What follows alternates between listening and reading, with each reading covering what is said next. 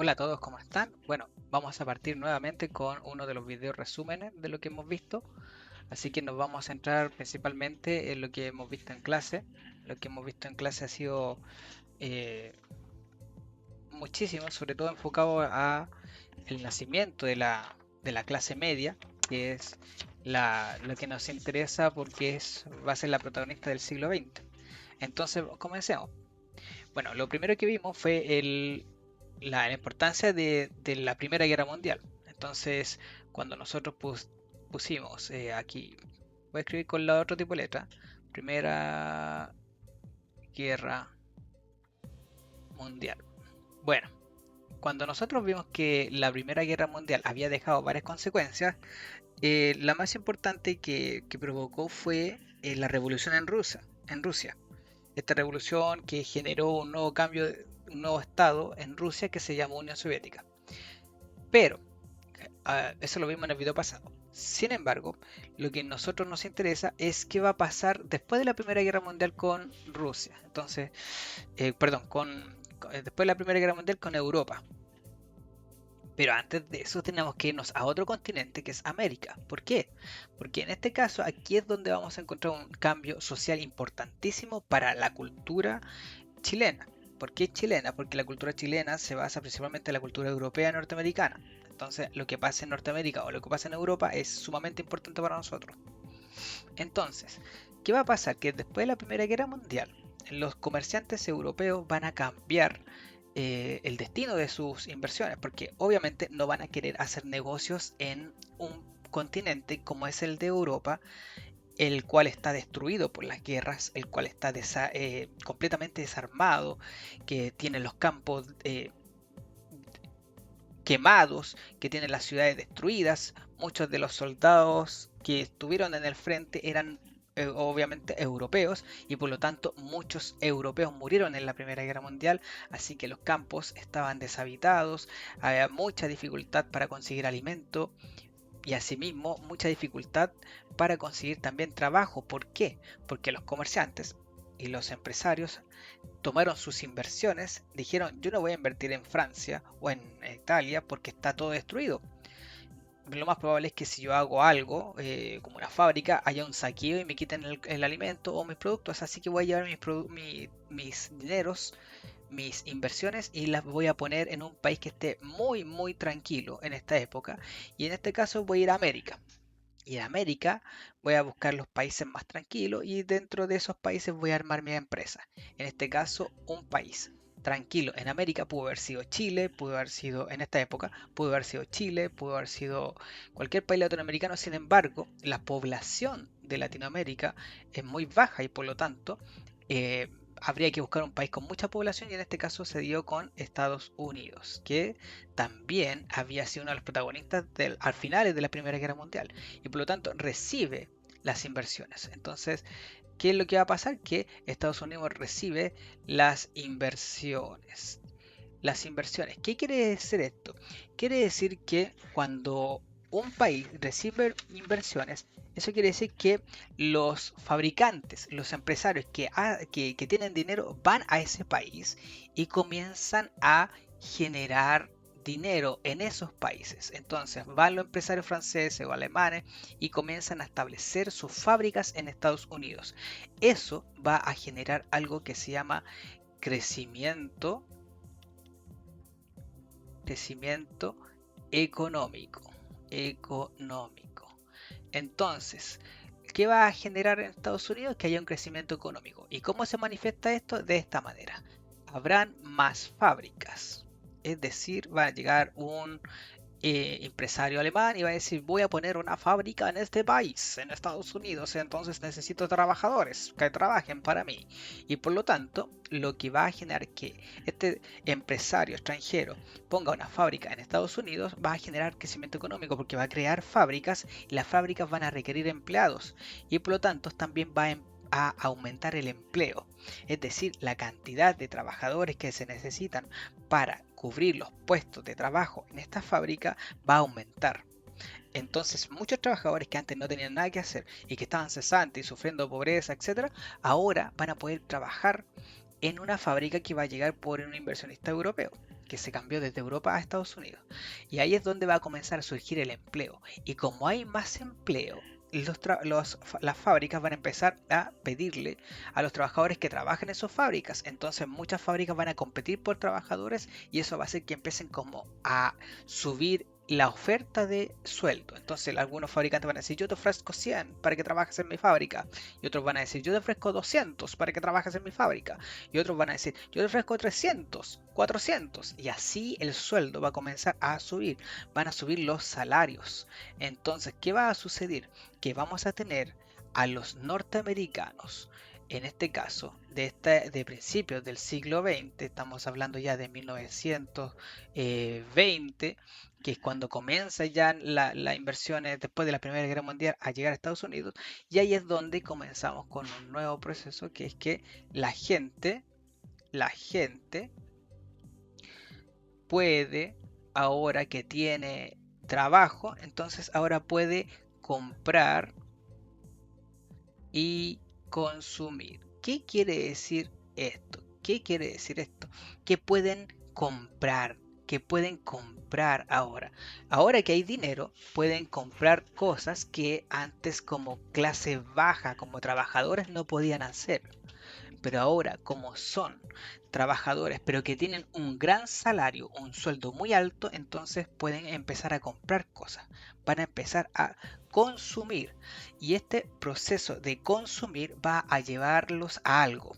Van a ser trabajadores que tienen dinero y que tienen una capacidad comercial de comprar que no es la misma que un aristócrata, que no es la misma que un burgués.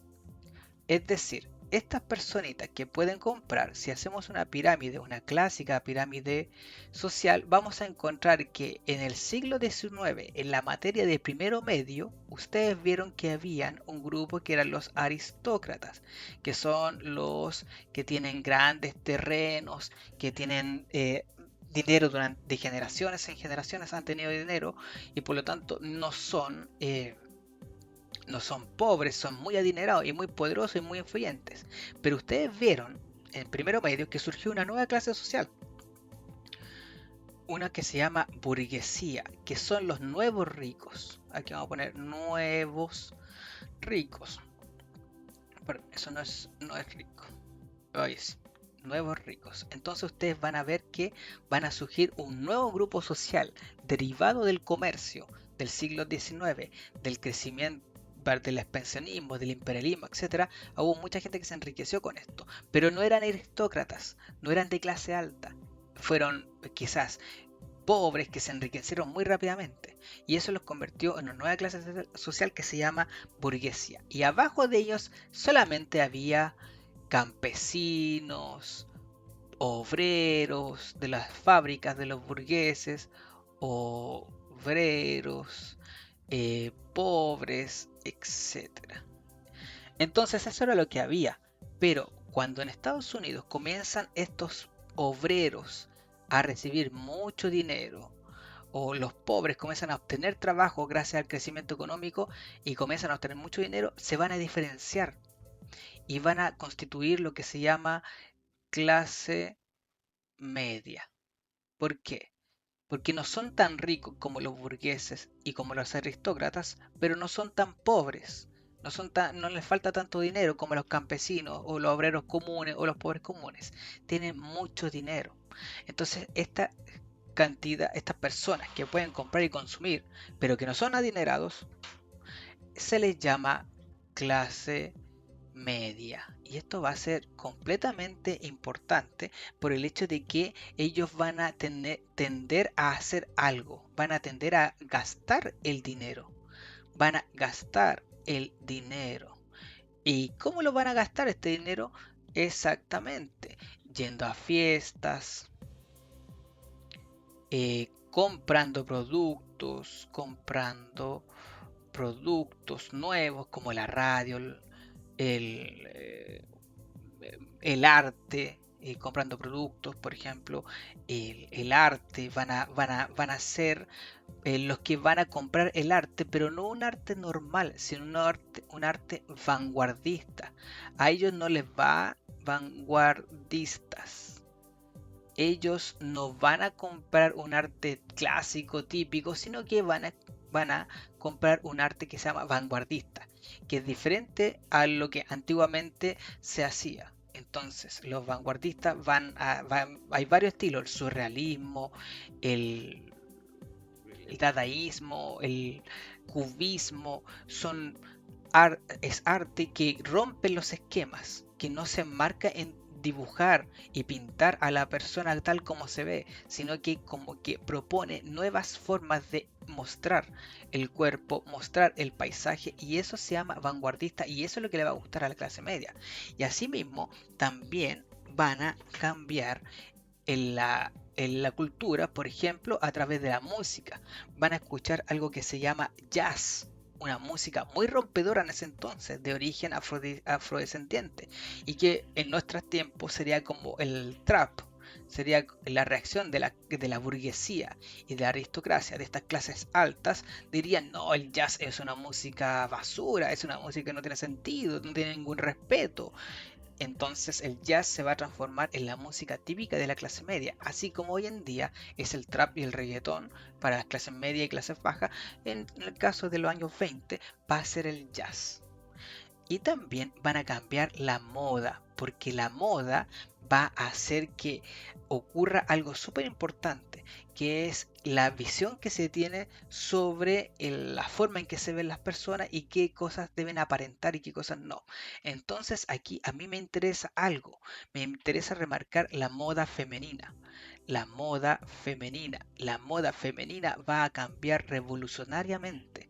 Y aquí nosotros vamos a tener también moda femenina del trabajo. ¿Por qué del trabajo?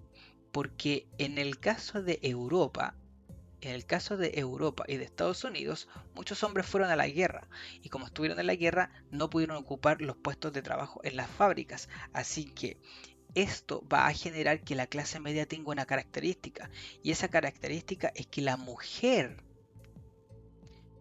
trabaje, pero no en una cocina, no cosiendo ropa, no eh, cuidando niños, siendo institutriz. No, aquí la mujer va a trabajar, aquí la mujer trabaje en la industria. Es decir, aquí la mujer va a trabajar con maquinaria pesada. Y eso va a hacer que la mujer también adquiera una mayor independencia, una mujer independiente. Porque en este caso, la mujer, aparte de ser recibida en los trabajos, va a ser una mujer recibida para trabajar independientemente. Ya no necesita el permiso del esposo para ir a trabajar, porque esta mujer soltera, en algunos casos, va a ir a buscar trabajo y lo va a encontrar. Y le van a dar trabajos como martillar cosas, como mover maquinaria, como preparar trabajo manual avanzado, con herramientas avanzadas. Entonces eso va a generar que la mujer se vuelva más independiente, tenga su propio dinero. En la clase media, en la clase baja, siempre ha trabajado la mujer. Pero en el caso de la clase media, aquí se va a transformar en una mujer que va a trabajar en la industria y que va a ganar mucho dinero. Entonces, ese dinero lo va a adquirir también la mujer. Y eso va a cambiar muchísimo la cultura, porque va a transformar la cultura de la mujer, la va a transformar en una mujer independiente. Aquí la mujer se vuelve más independiente, contrario a lo que está sucediendo en todo el resto del planeta. En el resto del planeta hay religiones que mantienen a la mujer sometida, hay religiones que van a mantener a la mujer dependiente del hombre. Una mujer no puede salir a la calle sin ser acompañada por un hombre. Estas cosas que yo digo es algo del siglo XIX, de 1800, de la época en que salen los burgueses. En esa época era muy poco femenino que la mujer, por ejemplo, trabajara.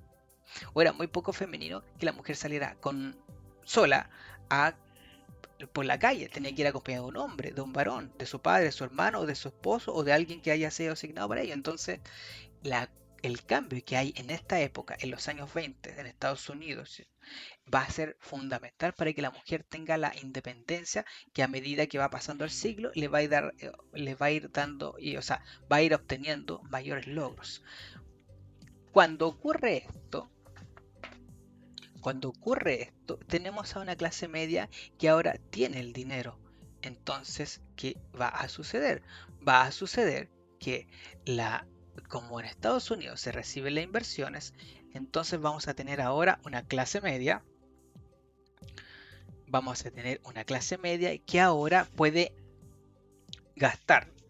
Y como tenemos una clase media que ahora puede gastar, la clase media va a tener también la oportunidad de participar en cosas que antes solamente la clase alta podía hacer, solamente los burgueses, los aristócratas. Y una de estas cosas en las que puede participar también es en la bolsa de valores, la bolsa de comercio. En este caso, en Estados Unidos se llama Wall Street. Creo que es doble T, doble E. Bien, la bolsa de valores de Wall Street. Entonces, ¿qué es lo que van a hacer estas personas de clase media? Estas personas de clase media lo que van a hacer es que van a mover su dinero a inversiones. Entonces les va a llegar una promoción, una super promoción. Y esta super promoción la voy a poner en verde. En la promoción es la siguiente. Si inviertes 100, te devolvemos, te devolvemos 200. Esta es la promoción que hay en la bolsa de valores. ¿Qué es la bolsa de valores? La bolsa de valores es un edificio.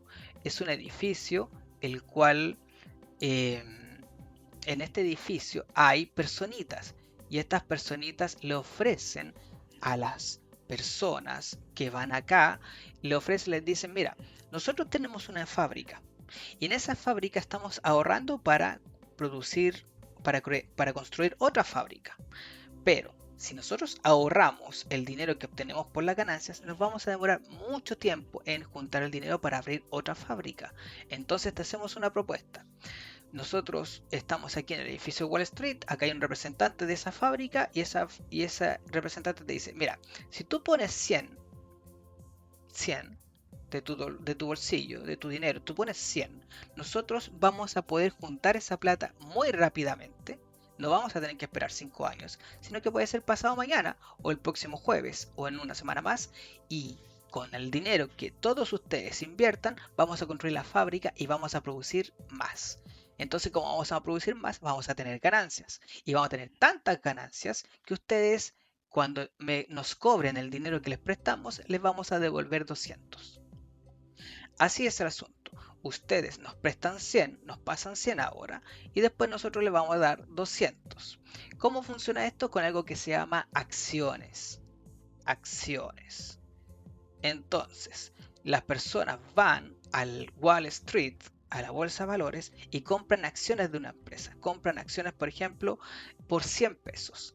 Y al final, con el tiempo, a medida que esa empresa vaya vendiendo más, esas acciones cada vez van a ser más valiosas porque la empresa va a venir a la semana siguiente y les va a decir, ya, tú pusiste 100, toma, acá está tu ganancia. Como abrimos otra fábrica y fabricamos más, entonces ganamos más dinero y por lo tanto aquí, toma, acá está tu ganancia. Te habíamos prometido 200. Acá están tus 200. Entonces toda la clase media va a decir, ¡oh, qué buen negocio! Porque si yo pongo 100, me van a devolver 200. Y no fue solamente así. Habían casos en que se invertían 100 y se terminaba ganando 400. Entonces, muchas de las personas de clase media y clase alta comenzaron a decir, oye, esto es un excelente negocio. Pero sobre todo la clase media, porque la clase media necesitaba salir de la pobreza y ya salía de la pobreza gracias al sueldo que tenía, pero también quería aumentar también su riqueza. Entonces, ¿qué pasó? Vamos a poner aquí al joven Eustaquio. Este es el joven Eustaquio, ¿ya? El joven Eustaquio es de clase media, está ganando mucho dinero. Y por lo tanto, lo que va a hacer el joven Eustaquio es que va a agarrar su sueldo y además, como él sabe que en este momento ir a la bolsa de valores es ganar mucho dinero, lo que va a hacer es que va a ir y también va a ir al banco y va a pedir un préstamo. Entonces va a ir a pedir un préstamo el joven Eustaquio y lo que va a hacer es que va a ir después a la bolsa de valores. Va a ir con su dinero, con su sueldo, con su préstamo, todo eso y va a decir yo voy a ir a la bolsa de valores. Llega a la bolsa de valores de Eustaquio, comienza a comprar acciones y dice ya voy a comprar 400 acciones. Entonces a mí me dicen que me van a devolver 1000. Yo compro 400, por ejemplo $400 en acciones y yo sé que a fin de mes o en 2 semanas van a venir la empresa y me va a decir, toma, logramos construir la fábrica y ahora gracias a tu $400, acá tienes la ganancia $1000. Y esto le va a resultar. Es decir, que Eustaquio hizo la apuesta de poner su dinero, su inversión en la bolsa de valores y le fue bien. De hecho, la empresa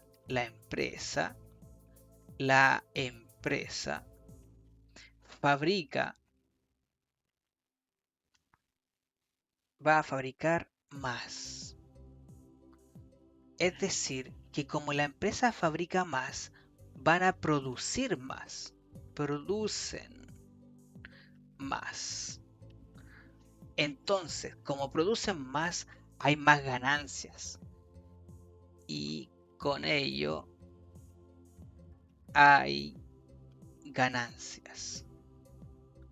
Entonces, estas ganancias van a ir donde Eustaquio y van a llenar su bolsillo. Es decir, como él puso dinero, compró acciones, vino la empresa y le dijo, ¿sabes qué? Gracias a tu dinero, ahora producimos más y ahora como mayor producción, toma, porque todas las cosas que estábamos vendiendo fueron compradas. Entonces hubo una gran ganancia y por lo tanto aquí tienes tu dinero y Eustaquio está muy contento y muy feliz. Eso es lo que está produciendo. Eso es lo que se está sucediendo. Sin embargo, va a ocurrir algo. Imaginemos como que la empresa en la que invierte Eustaquio, su dinero y su sueldo es de autos. Entonces la fábrica comienza a vender más autos. La empresa fabrica más autos y producen más autos. Y la gente compra autos. Pero cuando yo compro un auto, necesito otro. Si yo compro dos autos, porque me gusta tener dos autos, por algo, necesito un tercer auto o un cuarto. Entonces, ¿qué pasa? ¿Qué pasa cuando todos tienen un auto? O cuando todos tienen una lavadora, o cuando todos tienen ya una secadora, o cuando todos tienen ya una cocina, o cuando todos tienen ya un refrigerador, o cuando todos tienen un ventilador. ¿Qué pasa cuando todos tienen un auto? ¿Va a poder vender más la empresa? Entonces la empresa va a decir, oh, rayos, diantres, diablos, resulta que fuimos a ver al mercado y en vez de haber vendido 40 autos, no vendimos ninguno. ¿Y por qué no vendimos ninguno? Porque la gente ya tiene muchos autos. Entonces se produce algo que se llama saturación. Saturación del mercado. Del mercado. ¿Por qué se satura el mercado? Porque hay demasiado del producto. Hay una sobreproducción. Y como hay una sobreproducción, al final la fábrica que pidió a la gente que le comprara sus acciones va a decirle a las personas, ¿saben qué? Tengo un problema. No puedo producir más porque la gente no me está comprando. Hemos producido 50 autos y no nos han comprado ni uno solo porque toda la gente tiene auto. Entonces, ¿qué va a pasar? ¿Qué va a pasar? Bueno, entonces la empresa ya no vende. Y como la empresa ya no vende, se va a producir algo. Esto va a ocurrir en el año 1929. ¿Qué es lo que va a ocurrir? Que la empresa ya no va a poder vender más. Entonces la empresa va a ir donde el gobierno. El empresario va a ir donde el gobierno y le va a decir al gobierno liberal, eh, por favor, denos una ayuda, señor gobierno liberal. Y el gobierno le va a decir no. ¿Por qué le va a decir que no? Porque el gobierno liberal le va a decir, usted es responsable de lo que hagas con su propio dinero. Si usted no lo pudo manejar, es su problema. Entonces el empresario, ¿qué es lo que va a hacer? El empresario simplemente va a salir de esa oficina del gobierno donde le dijeron que no le iban a ayudar y va a ir a la fábrica, les va a decir, ¿saben qué? El empresario dice lo siguiente, tenemos que cerrar la empresa. la empresa. Entonces, ¿qué va a ocurrir? Que la empresa va a cerrar, porque ya no sirve que esté abierta, porque nadie está comprando los productos que hace esa empresa. Y por lo tanto, esto es un grave problema, porque esta deuda, o sea, perdón, este problema va a llegar a Wall Street. Entonces acá los representantes de la fábrica van a decir, ¿saben qué? Hay un problema. Ya no produjimos más, ya no hay más producción y por lo tanto la gente que compró esto en 100 no va a recibir 200. De hecho, no va a recibir dinero. Y comenzó un grave, grave momento en las personas, porque toda la gente que estaba en el edificio del Wall Street comenzó a decir, oh, no puede ser, no puede ser, ¿cómo es posible que no nos vayan a devolver el dinero? No puede ser. Y los representantes le van a decir, bueno, es que ese era el riesgo, la fábrica ya no vende, así que lo sentimos. Y va a ocurrir algo que se llama crisis. Pero la crisis no va a ser solamente con respecto a la gente que puso su dinero en Wall Street, sino que va a tener una componente peor. ¿Cuál va a ser este componente peor? El componente peor va a ser para el joven Eustaquio o Juanín, como quieran ponerlo. Creo que es el ejemplo con Juanín. ¿Por qué? Porque Juanín pidió un préstamo y ese préstamo se lo pidió un banco. Entonces, ¿qué va a pasar? Que el banco va a ir donde Juanín y le va a decir, bueno, el banco, una cosa que tenemos que decir es que el banco cuando cobra sus cuentas, generalmente cobra el dinero, por ejemplo, que le deben, si usted no le pagan al banco, entonces el banco va y les dice, ya, ¿saben qué? Como ustedes no nos pagaron, vamos a cobrarle a través de sus bienes, entonces lo que vamos a agarrar es su casa. Si ustedes no nos pagan, y como no nos han pagado, nos vamos a quedar con su casa. Y eso no era un problema para, por ejemplo, los aristócratas. Los aristócratas tenían muchas casas, entonces los bancos estaban acostumbrados a ir a cobrarle a los aristócratas y quedarse con alguna de sus fábricas o quedarse con alguna de sus campos, etcétera. Lo mismo pasaba con los burgueses. Les cobraban los bancos, el banco decía, ya, tienes que pagarme la deuda, y los burgueses le decían, bueno, ya te voy a pasar mi fábrica, o te voy a pasar mi casa, o mi casa del campo, o mi casa en la playa. Entonces ahí el banco cobraba su deuda. Pero hay un problema con Juanín, porque como Juanín es de clase media, lo más normal de la clase media es que no tenga una casa propia, sino que está arrendando, allegado, etcétera. Entonces, como Juanín no tiene casa propia o recién la está pagando, entonces Juanín tiene un asunto. El banco va para la casa de Juanín y dice, ya Juanín, no pagaste la deuda, entonces me tienes que dar tu casa. Y Juanín le va a decir, ¿sabes qué, amigo banco? Yo soy de clase media, no tengo casa. Entonces el banco va a decir, oh, no puede ser. El banco no puede cobrar el dinero porque Juanín no tiene cómo pagar. Porque, porque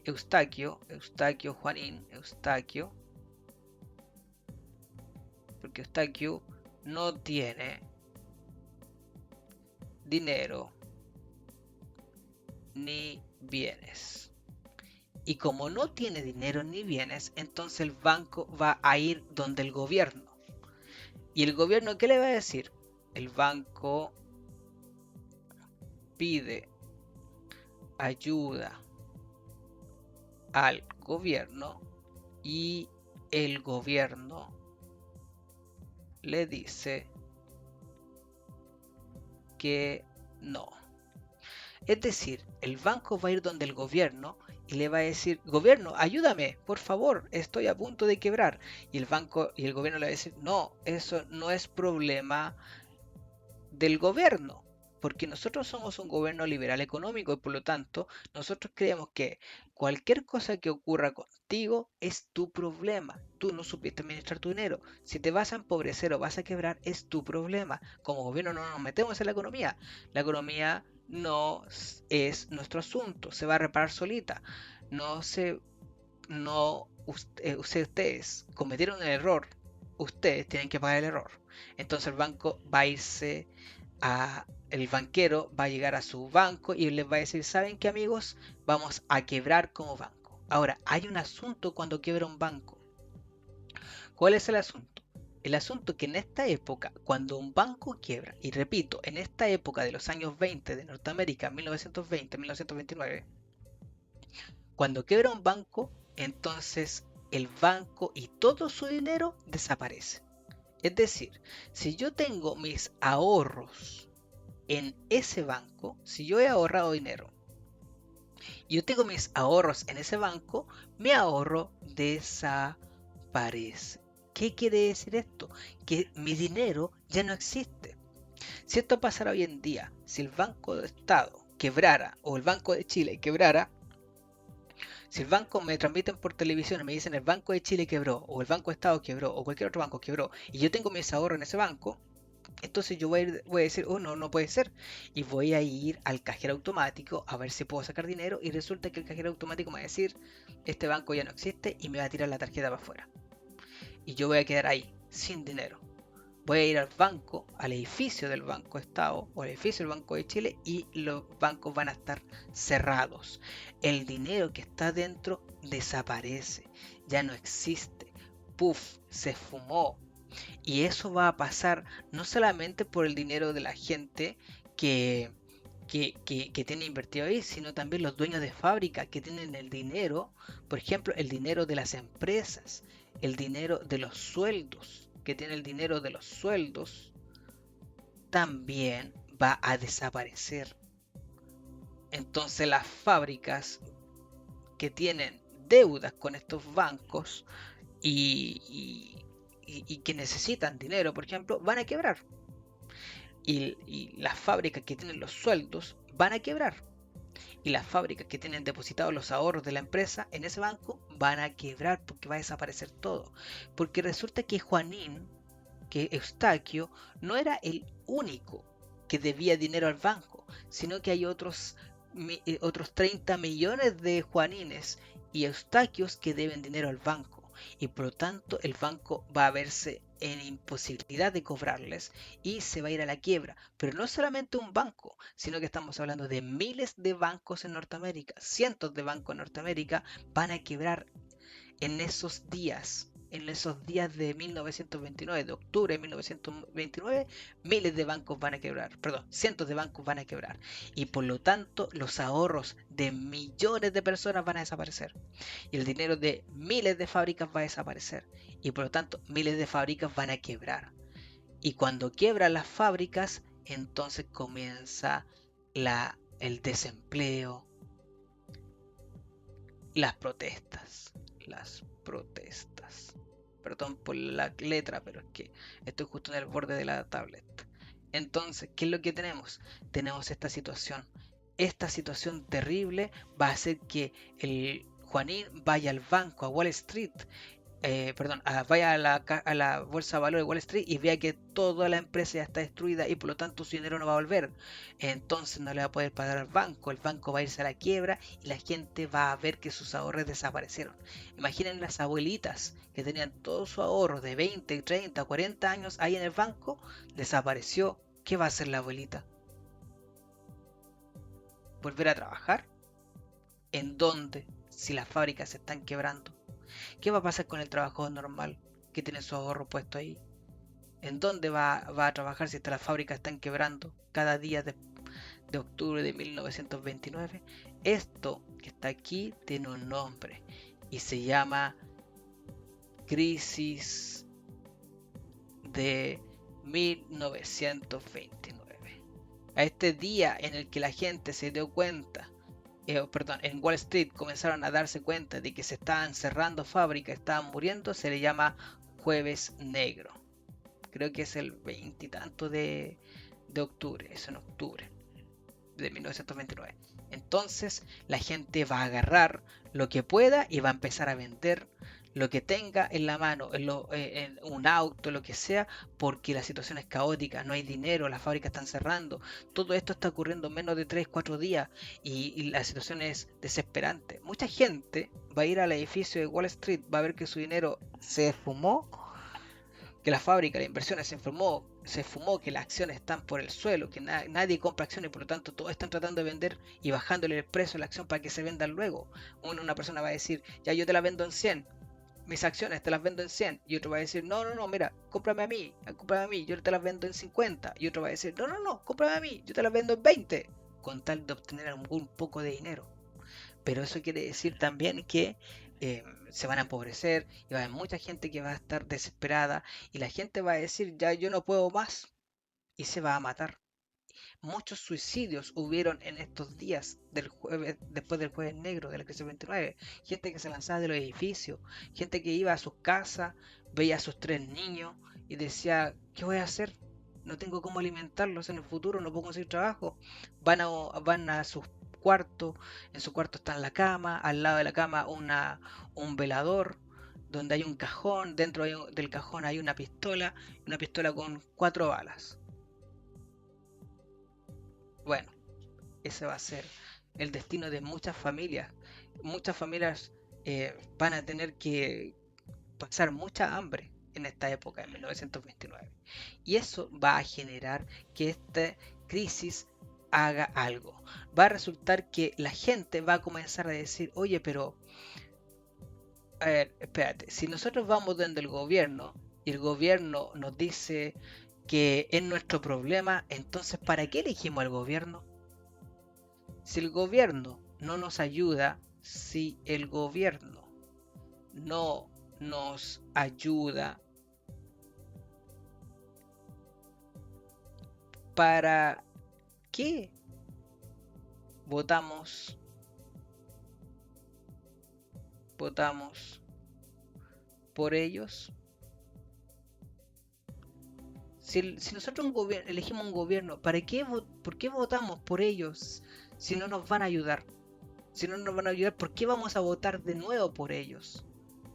¿Por qué vamos a votar por un gobierno liberal económico si cuando hay problemas y nosotros vamos a pedir ayuda, ellos nos dicen, no, es problema de ustedes, ustedes verán cómo solucionar el problema, fueron ustedes los que decidieron cómo ocupar el dinero, la economía se va a arreglar, pero ustedes son el problema? Entonces, ¿qué va a ocurrir? Que la gente va a decir, nosotros ya no queremos gobiernos liberales económicos porque no nos ayudan. Entonces va a ocurrir otra crisis que se llama crisis del liberalismo. ¿Qué quiere decir esto?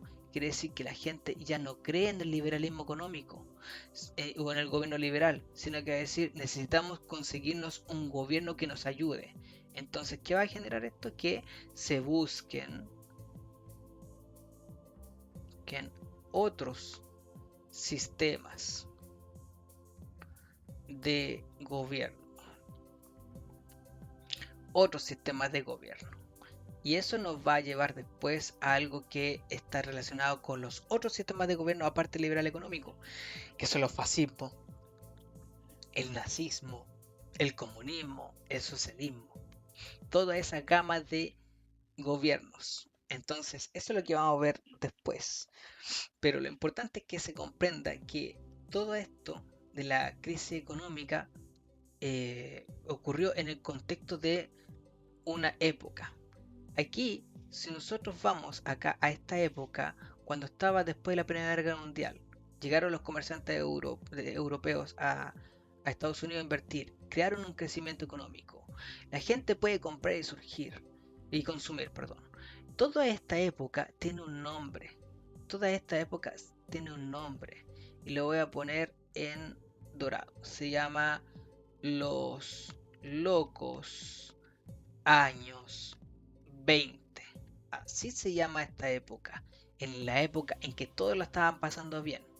Esto estamos hablando de 1920 en adelante. Sin embargo, después con el tiempo, 1924, 1925, todo este crecimiento de empresas va a generar que haya una gran producción.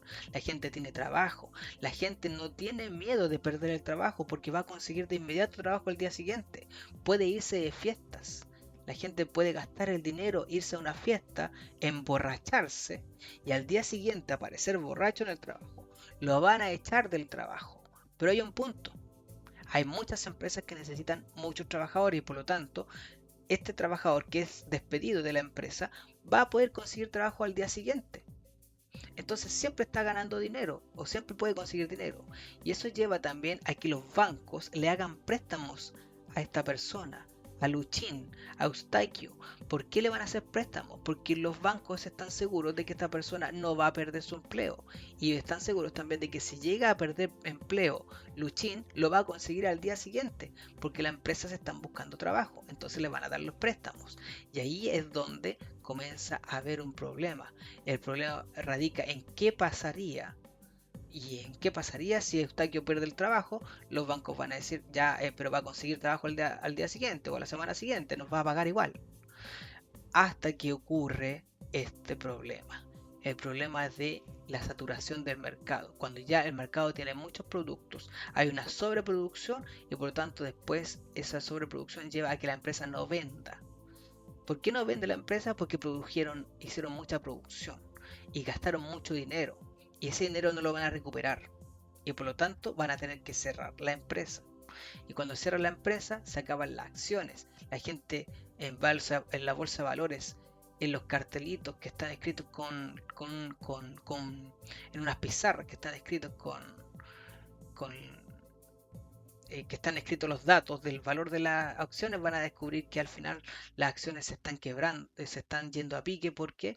Porque las empresas están quebrando. Eso, toda esa situación va a derivar en un caos económico que se llama crisis de 1929.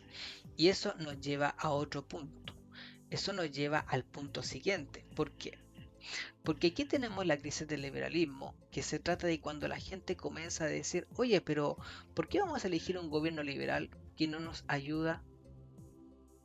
¿Por qué vamos a elegir un gobierno liberal que cuando nosotros tenemos un problema nos tira nos da la espalda, nos dice que es nuestro problema, que tenemos que solucionarlo nosotros? Sin embargo, nosotros ya no estamos en condiciones de liberarlo, de solucionarlo. Ningún tipo de ayuda, nada por el estilo. Entonces van a comenzar a decir, vamos a buscar otros sistemas. Eso los va a llevar a otros sistemas, como cuáles. Bueno, antes de eso hay que entender algo. Nosotros estamos viendo el caso de Estados Unidos, pero veamos qué pasó en Europa. Resulta que en Europa, después de 1900, vamos a ponerlo aquí en 1920, en Europa no hay industria, o sea, perdón, hay pocas industrias, y como hay pocas industrias, hay poco trabajo. Y además de haber poco trabajo, hay pocos productos. Hay, hay pocos productos. Y si hay pocos productos, porque hay muy pocas fábricas, entonces cada producto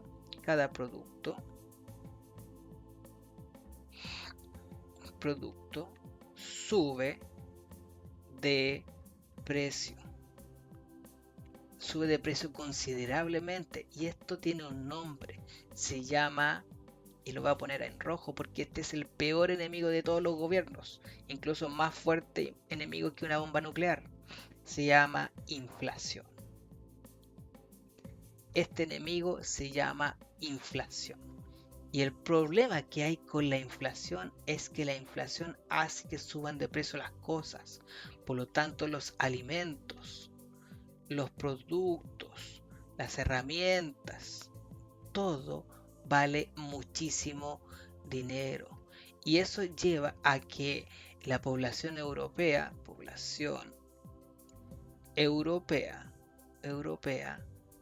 viva el hambre. Cuando la población europea vive el hambre, quiere decir que no hay alimentos, hay muy pocos campos, los campos fueron destruidos con la guerra, entonces también hay muy pocos hombres y como hay pocos hombres, la producción también baja. Y como la producción de alimentos, por ejemplo, en un campo, depende de la cantidad de hombres que estén trabajando en ese campo, y si hay pocos hombres trabajando en ese campo, porque la mayoría murió en la guerra, entonces los campos no producen mucho alimento y por lo tanto la gente sufre hambre. Y como va a sufrir hambre, entonces, ¿qué va a ocurrir? Que van a empezar a desesperarse. Van a ir a pedirle ayuda al gobierno liberal, pero ¿qué es lo que le va a decir el gobierno liberal? Le va a decir, ese no es nuestro problema. Y como no es nuestro problema, entonces, ¿qué van a hacer? Van a comenzar a decir, ¿saben qué? Este es el momento en que nosotros vamos a tener que buscar otros sistemas de gobierno. Y esos sistemas de gobierno van a ser los que van a promocionarse en esta época. Muchos sistemas de gobierno que antes pensábamos que iban a ser completamente descabellados van a tener el apoyo de la gente. Entonces, como tienen el apoyo de la gente, comienzan a ser votados, comienzan a ser percibidos como posibles soluciones al hambre. Entonces, ¿qué es lo que va a ocurrir? Que va a haber gente que va a ver que en el mercado las cosas valen muchísimo dinero. Cuando hay inflación en un país, todo cuesta extremadamente caro. Si, como ejemplo, una persona puede ganar 500.000 pesos, pero cuando hay inflación, cuando se están destruyendo las fábricas o los empresarios se van de un país y cierran sus fábricas, comienzan a haber pocos productos. Entonces, esa bolsa de pan, esa bolsa de harina, el café, las zapatillas, el arroz, todo se vuelve mucho más caro. Y al final, un producto tan simple como por ejemplo un par de zapatos pasa de valer 25.000 pesos a 1.000.000 de pesos. Porque hay pocos zapatos. Y la gente que tiene dinero logra comprar esos zapatos y van subiendo de precio porque hay mucha gente dispuesta a comprar ese producto. Pero con la inflación, ese producto, la inflación es el resultado de que la gente vaya comprando productos cada vez más caros porque son cada vez más escasos. Uno diría, oye, pero que se podrían poner de acuerdo para no comprar el producto y así no sube de precio. Pero la situación es terrible porque se trata de comida, se trata de vestimenta, se trata de cosas que le sirven a cada una de las personas para sobrevivir cada día. Entonces, decir que se pongan de acuerdo para no comprar ese producto y por lo tanto que no suba de precio es una locura. Es decirle a la gente, no compre alimento para que no suba de precio. No se puede. Y la gente comienza a comprar desesperadamente al precio que pueda el producto. Y si alguien le dice, no, ¿sabes qué? Mira, a mí me costó mucho conseguirme este saco de arroz, te lo vendo en 100.000 pesos, hay gente que va a comprar ese saco de arroz en 100.000 pesos para alimentar a sus hijos. Entonces, los precios comienzan a subir, la gente ofrece dinero, mucho dinero por conseguirse un producto. Y eso va a generar, eso se llama inflación, a medida que van bajando el número de productos que hay en el mercado.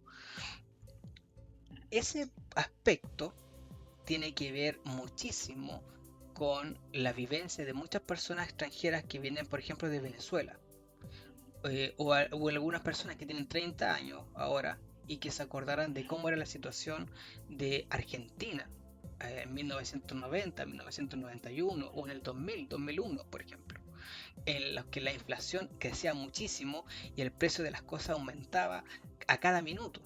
Es decir, hoy día yo compraba un producto en 100 y al día siguiente tenía que buscarlo en 200 pesos o poco más. Y a modo de ejemplo que escuché una vez de un argentino que decía que el precio que tenían cuando entraban al supermercado, un producto valía cierto precio y cuando ya estaban saliendo a la caja estaba a otro precio el mismo producto, porque la inflación va creciendo muy rápido.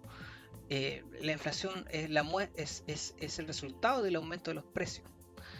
Es una muestra de cuánto está creciendo el precio de las cosas. Entonces, cuando ocurre una guerra en Europa y hay poco trabajo y hay poca industria, la inflación se vuelve terrible, terrible y terrible. Y eso va a hacer que la población europea diga, ya, esto no puede seguir. Si nosotros vamos del gobierno, el gobierno nos da ayuda y por lo tanto es hora de buscar otros sistemas de gobierno. Y ya que el liberalismo no es la solución, liberalismo no es la solución, entonces la gente en Europa va a comenzar a ver otras alternativas. Y por ejemplo, una alternativa que tienen es lo que ocurrió en Rusia. En Rusia, en 1914, creo, 16, estuvo la Revolución Rusa, que lo vimos. Revolución Rusa. Y a partir de ese momento surgió el comunismo soviético. Entonces mucha gente va a decir, oye, hagámonos comunistas, porque allá se reparten los productos. Allá se están repartiendo los productos como la harina, como la leche, entonces podríamos evitar tener hambre, volvámonos comunistas. Y comienzan a haber movimientos comunistas, marchas en favor del comunismo e intentos de revolución comunista. En el caso, por ejemplo, de Italia, en Italia va a ocurrir algo. En Italia, por ahí por 1922, va a surgir alguien que se llama Benito Mussolini. Benito Mussolini. Mussolini. Voy a borrar esa. No me gustó como quedó. Benito Mussolini. ¡Ay, de nuevo! Benito Mussolini. Creo que con doble S. Mussolini. Y con Benito Mussolini va a surgir lo que se llama fascismo.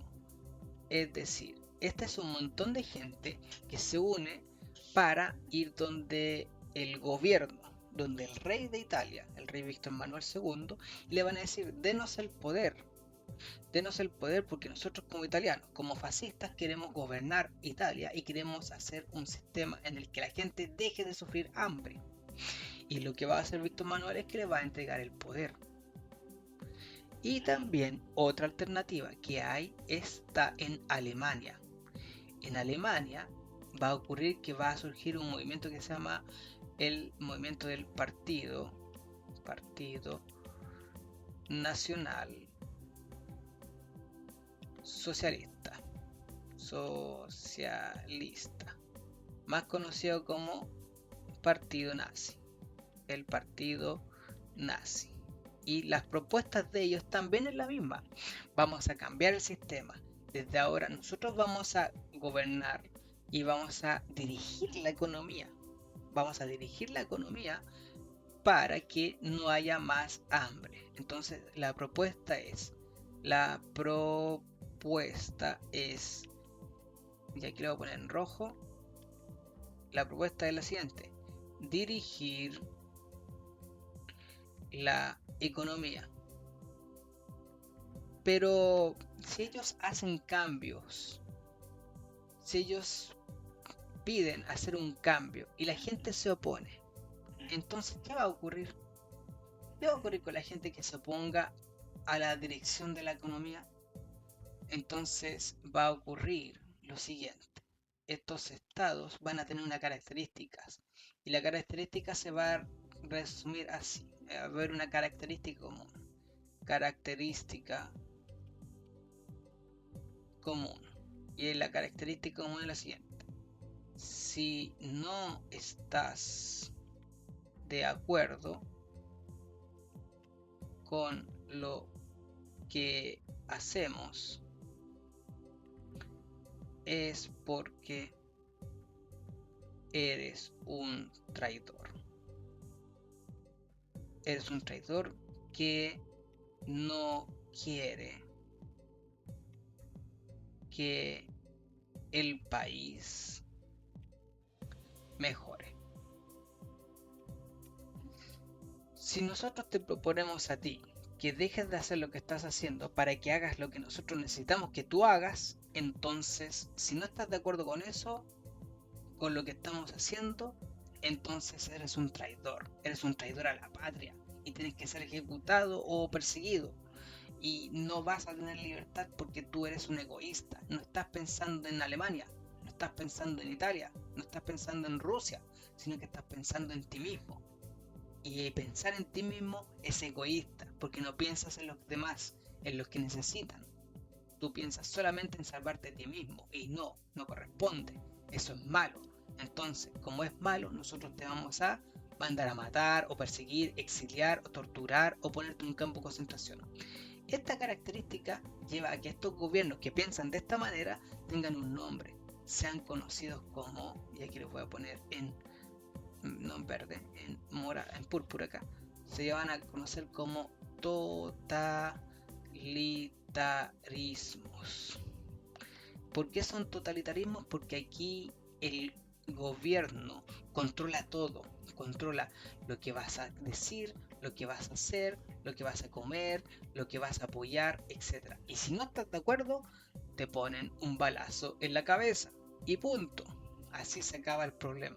Por lo tanto, estos totalitarismos van a tener el control también militar del país, pero eso lo vamos a ver en otra clase que vamos a pasar en un tiempo más. Entonces, a modo de resumen de lo que ocurrió en los años 20, vamos a ver lo siguiente. Es decir, yo les podemos ver todo este esquema de nuevo, pero creo que lo he repetido como 4 veces. Y todos ya saben más o menos qué ocurrió con la crisis del 29, la producción, los locos años 20, la crisis del 29, etc.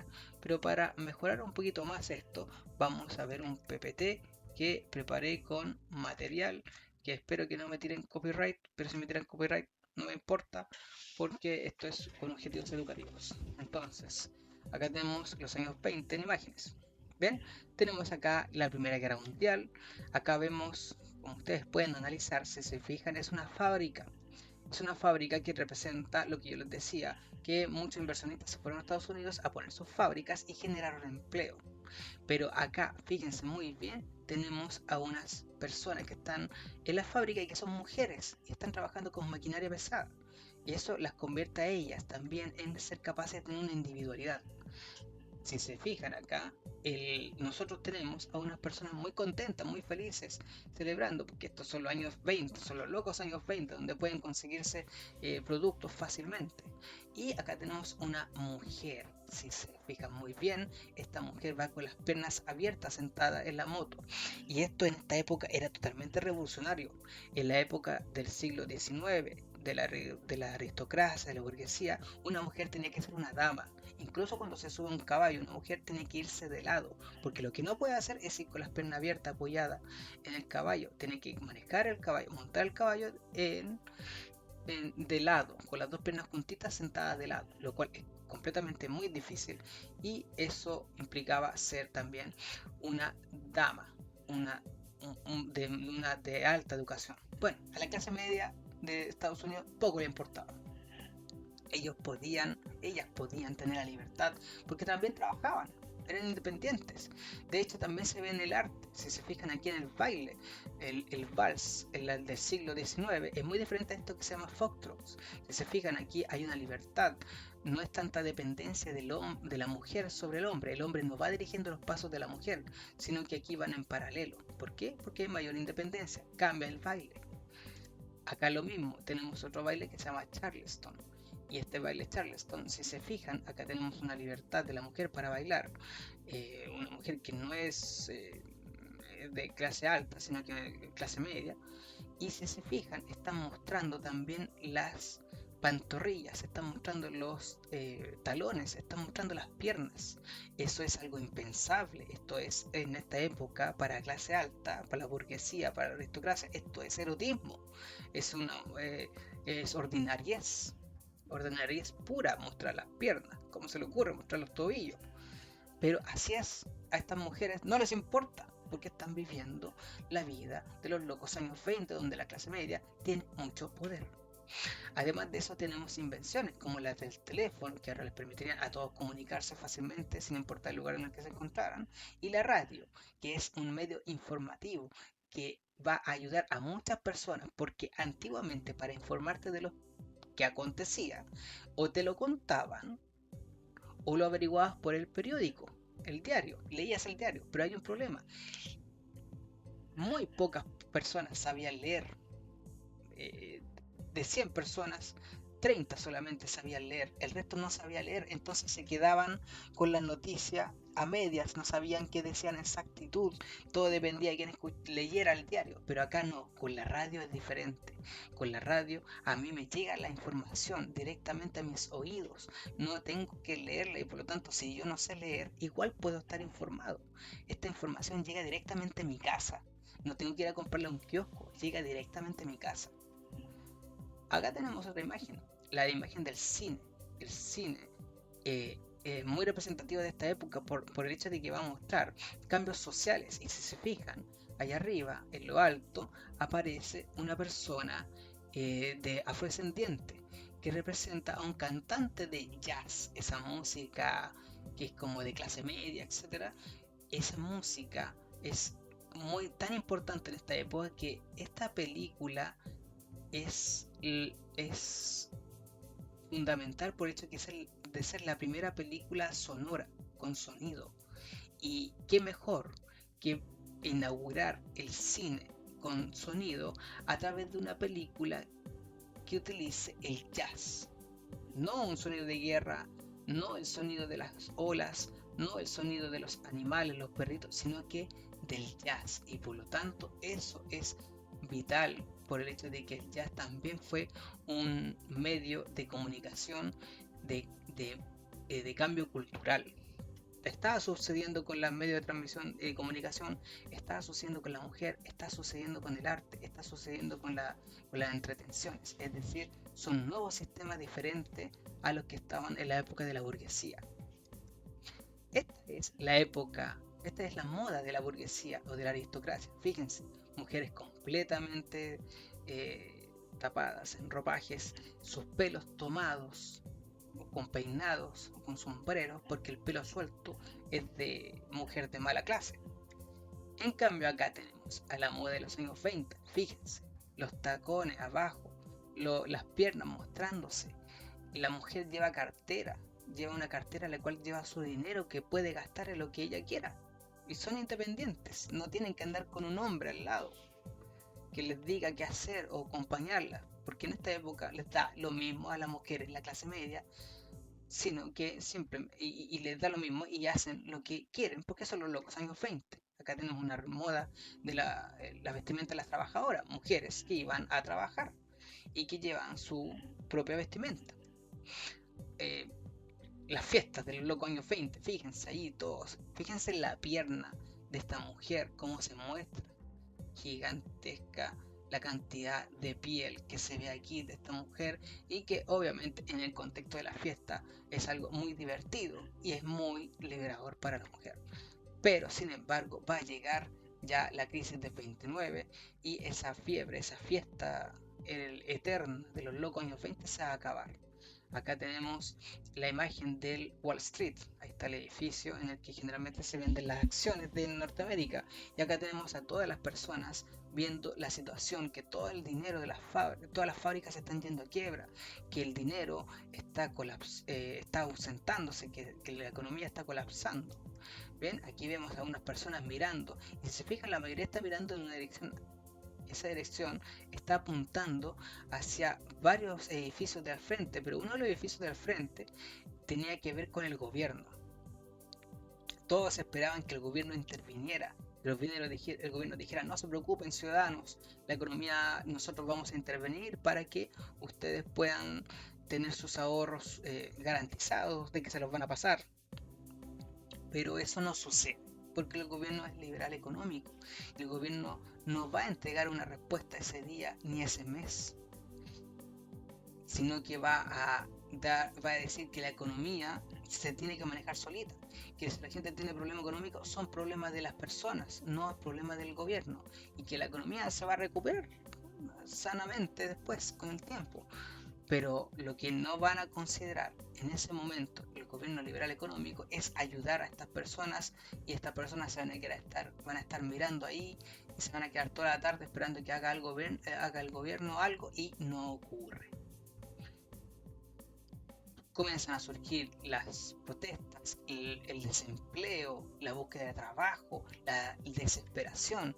Aquí este hombre está vendiendo su auto y necesita dinero, no necesita acciones. Si se fijan, él está diciendo ahí en inglés, dice ahí, eh, al, alguien que vaya a comprarse este auto debe tener dinero.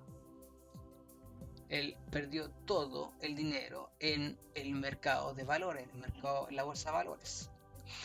También va a comenzar ya la desesperación y el hambre. Acá hay una fila de personas esperando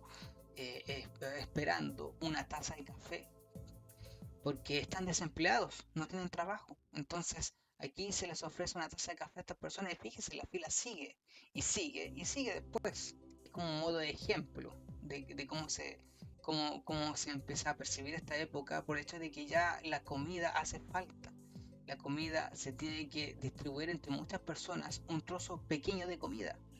Eh, Esto tal vez para Chile, para las personas menores de 40, no esté tan visible, pero para personas que tienen más de 60 se van a recordar de la época de la crisis de 1980, por ejemplo, en Chile, la crisis de 1980. O la gente que es más anciana se va a acordar de la época de Allende, cuando faltaba la comida, cuando había que repartirse la comida.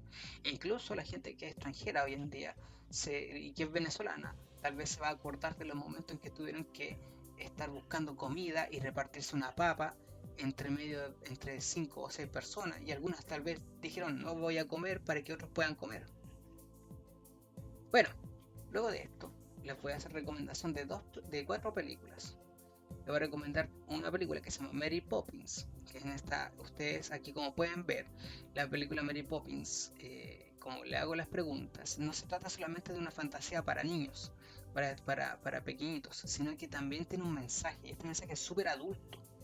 Y se trata de educación económica. Entonces la idea es que si ustedes ven Mary Poppins, vayan dándole un sentido a esta película en torno a estas preguntas. ¿Cuáles son los aspectos del uso del trabajo, el dinero, el ahorro y solidaridad que entrega la película?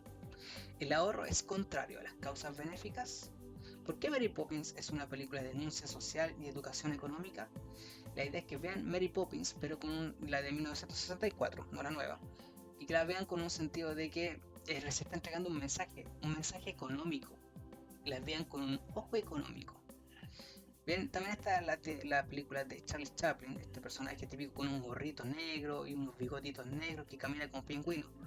Y a él es un actor y un personaje. Y en una de estas películas en las que está este personaje se llama Tiempos Modernos. Es súper importante que la vean por el hecho de que representa mucho la época sobre todo la depresión. Me gustaría mucho que también vieran Lo que el viento se llevó, que es una película antigua también, de 1989, que sin embargo creo que vean la primera parte, porque la película se ambienta en 1860, en Estados Unidos en 1860.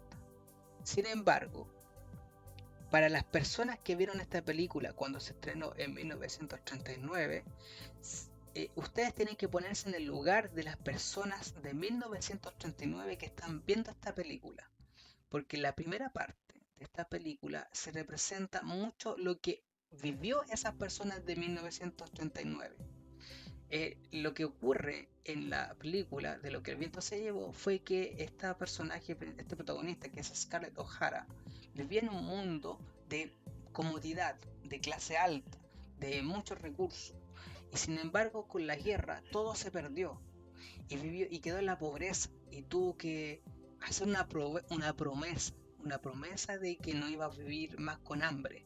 Entonces me interesaría mucho de que ustedes sintieran lo que tal vez sintieron las personas de 1939 cuando vieron cómo todo lo que vivió desapareció y cómo lo impensable sucedió y cómo las cosas que alguien que nunca se imaginó que iba a hacer terminó haciéndolas. Entonces, por eso les digo la primera parte. La primera parte es súper fundamental porque mucha gente que vio esta película en 1939 quedó sollozando al recordar que había vivido lo mismo que estaba viviendo la protagonista. Y por último, la película que recomiendo se llama El Mago de Oz. Y es por el hecho de que le pongo mucha atención a la película porque representa un momento ya de fantasía en el que se está publicando esta película en 1939, cuando está a punto de estallar la Segunda Guerra Mundial.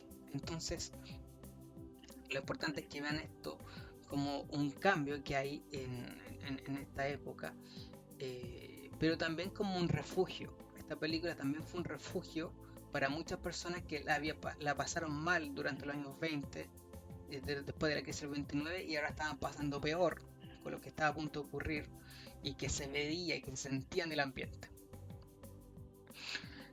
Y la que no quiero que vean se llama Cabaret, es de 1972. Es más o menos fome, pero es divertida en el fondo. No quiero que la vean, es para mayores, no la vean. A menos que usted sea, el que esté viendo este video sea mayor. Pero si no es mayor, no la vean. Se llama Cabaret de 1972. Puede que la encuentren fome o puede que la encuentren divertida. Lo importante es que la analicen de acuerdo al tiempo, a la época, porque representa muy bien la época en la que la gente comienza a decir y aceptar la idea de que tiene que haber un sistema de gobierno diferente al liberal económico, pero también se acercan a nuevos sistemas que son los totalitarismos. Entonces ahí se van a dar cuenta más o menos de la encrucijada que van a tener estas personas cuando se percaten de que quizás el peligro no se va a acabar. Y eso sería todo lo que quisiera mostrarles con este video. Fue un video intenso y largo, pero que espero que puedan más o menos orientarlos en lo que vamos en el contenido y lo que vamos a ver después, porque después de esto viene totalitarismos y la Segunda Guerra Mundial, cosas que son peores todavía de lo que estamos viendo ahora. Espero que se encuentren muy bien. Adiós.